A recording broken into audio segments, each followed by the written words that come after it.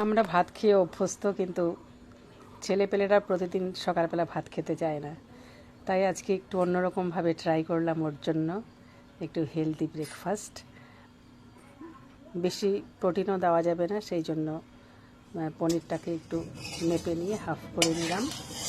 তারপরে কড়াইতে অল্প একটু তেলের বোতলে ঘি দিয়ে দিলাম, তার মধ্যে একটু জিরে ফোড়ন, তার সঙ্গে কিছু সবজি, যেটা শরীরের জন্য ভালো, পেঁয়াজ, পটল, তারপরে টমেটো, যা যা ছিল ঘরে আর কি, কাজু, কিশমিশ, সমস্ত কিছু অল্প অল্প করে দিয়ে দিলাম। এইগুলোকে স্বাদ মতো নুন, তারপরে একটু হলুদ দিলাম এবং সঙ্গে একটু গোলমরিচ গুঁড়ো দিলাম, দিয়ে একটু নাড়াচাড়া করলাম। একটা লঙ্কা টুকরো করে দিয়ে দিলাম, ঝাল হলেও আবার খাবে না।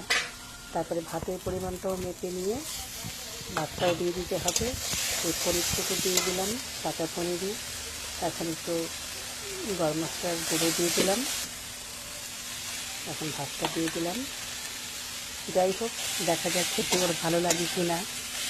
তো তোমরা এইভাবে ট্রাই করতে পারো বাচ্চা কাচ্চার জন্য, খুব হেলদি এবং টেস্টি। কেমন লাগলো আমার এই রেসিপিটা বাচ্চাদের জন্য জানিও কমেন্ট করে।